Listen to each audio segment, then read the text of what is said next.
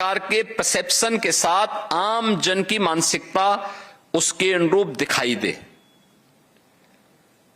उस प्रकार का वातावरण बनाने के लिए हम मानसिक रूप से तैयार रहें। सरकार उस प्रकार की मानसिकता के साथ चलने वाली हो और पब्लिक का उसके साथ विश्वास जुड़ा हुआ हो। तब न पॉलिसी थी और न ही सरकार की कोई इस प्रकार के अभियान को आगे बढ़ाने की इच्छा शक्ति ही। उस समय की स्थितियां यानी बड़ी अजीब से वातावरण में लोग जीने के लिए मजबूर थे।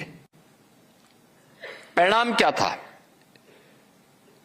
अनंत संभावना वाला ये प्रदेश।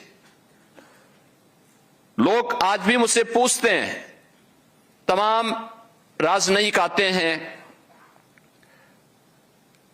एम्बेसडर्स आते हैं, हाई कमिश्नर्स आते हैं, फॉरेन डेलीगेशंस आते हैं, वे मुझसे पूछते हैं 25 करोड़ की आबादी है, आपके सामने तो बहुत बड़ी चुनौती है। मैं कहता हूं नहीं, जितनी बड़ी चुनौती है उतनी ही ज्यादा संभावनाएं भी हमारे पास हैं। आपको इस बात को नोट करना चाहिए। और मैं कहता हूं कि आप जिसे कहते हैं कि ये यूपी की आबादी यूपी के लिए एक चुनौती होगी, मैं कहता हूं नहीं, ये हमारी डेमोग्राफिक डिविडेंड भी, इसको हम बेहतर तरीके से इस स्केल को स्किलिंग के साथ जोड़ते हैं तो ये हमारे लिए एक डेमोग्राफिक डिविडेंड के रूप में हम इसका उपयोग कर पाते हैं।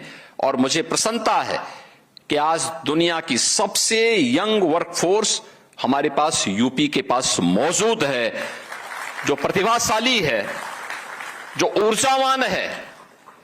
उसको उस प्रकार का प्लेटफॉर्म उपलब्ध करवाना ये सरकार का काम है।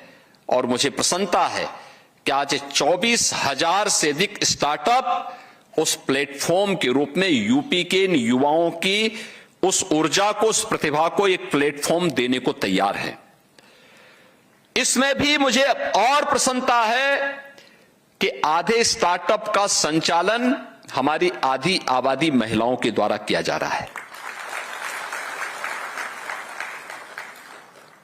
और यही कारण है कि जब भी मेरे पास कोई प्रस्ताव आया, आईआईटी कानपुर के द्वारा, आईआईटी बीएचयू के द्वारा, IIIT के द्वारा, IIM के द्वारा, AKTU के द्वारा, मैंने तत्काल अपने यहां के प्रशासन से कहा कि भाई देखो, हमें यहां पे इसको प्रोत्साहित करना चाहिए।